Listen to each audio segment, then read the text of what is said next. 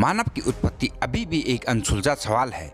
मनुष्य की उत्पत्ति कहाँ से शुरू हुई और कैसे शुरू हुई और यह कैसे पूरे विश्व में फैल गई और इसके पूर्वज कौन थे, ये सवाल आपके और हमारे लिए बहुत मायने रखते हैं। अब तक जीव विज्ञान में यही पढ़ाया गया है कि हजारों वर्ष पूर्व यह आधुनिक मानव जैसा नहीं था।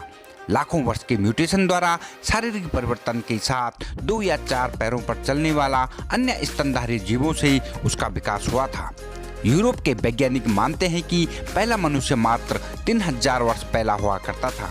मनुष्य की पहली प्रजाति को होमो हैबिलिस कहते हैं। पहले की मनुष्य की प्रजाति और नाम अलग अलग है। दुनिया का सबसे पहला इंसान यानी जो बंदरों जैसे दिखने वाली प्रजातियों से संबंध रखता था, ऑस्ट्रोपिथिकल, जो कि बंदरों जैसा ही दिखता था और वो बहुत ही झुककर चला करता था। होमो हैबिलिस, होमो इरेक्टस, होमो निरंथर और पांचवा यानी आज का मनुष्य यानी होमो सेपियंस, ये पांचों इंसानों की प्रजातियां हैं।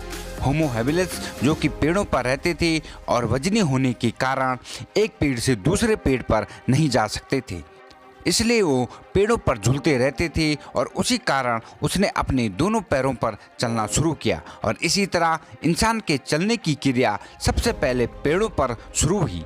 ये मुख्यतः खुराक में शाकाहारी हुआ करते थे, फूल फल पेड़ों के पत्ते खाकर अपना जीवन व्यतीत करते थे और ये सारी प्रजातियां झुंड में रहा करती थी। माना जाता है कि होमो हैबिलिस इतने ताकतवर हुआ करते थे कि वो बड़े से बड़े पत्थरों को भी आराम से उठा लेते थे और ताकतवर होने के साथ साथ वो विशालकाय और वजनी हुआ करते थे।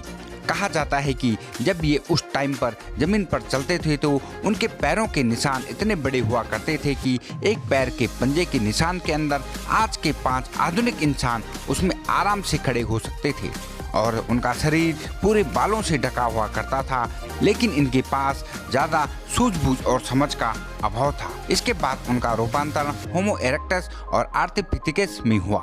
उन्होंने धीरे धीरे पेड़ से नीचे उतरकर जमीन पर चलना शुरू किया और पूर्ण रूप से दोनों पैरों पर चलने में कामयाब हुआ। इन्होंने जंगलों में रहते हुए अपनी बस्ती बसाकर छोटा मोटा शिकार करना शुरू किया। जमीन पर रहने के साथ साथ इनको पता चला कि इन पत्थरों का इस्तेमाल करके उनका काम आसान हो सकता था, तो इन्होंने अपने काम के लिए पत्थर से नुकीले औजार और हथियार बनाना शुरू किया। इसकी वजह से वो शिकार में अपनी कुशलता हासिल कर चुके थे। हथियारों को बनाते समय दोनों पत्थरों के टकराने से आग का आविष्कार भी हो गया और समय बीतने के साथ साथ धीरे धीरे अच्छे रहन सहन और खुराक की वजह से इनके दिमाग का साइज भी बढ़ने लगा और वो हर चीज़ को बारीकी से समझने लगे थे। नदियों का निर्माण होने की वजह से ज़्यादातर भागों पर पानी का स्तर बढ़ने लगा और इसी दौरान अब होमो इरेक्टस अब रूपांतरित होकर होमो सेपियंस बन चुके थे। सारे सूझबूझ और दिमाग के तौर पर होमो सेपियंस को अब पानी के स्तर की बढ़ती चिंता के कारण उन्हें अलग अलग जगहों में रहने की जरूरत पड़ी और ऐसे करते करते पृथ्वी के हर कोनों में यह प्रजातियां पहुंच चुकी थी। तो दोस्तों, जानकारी कैसे लगी प्लीज़ कमेंट्स कीजिए और यदि आप चैनल पर पहली बार विजिट कर रहे हो तो चैनल को लाइक शेयर और सब्सक्राइब अवश्य करें।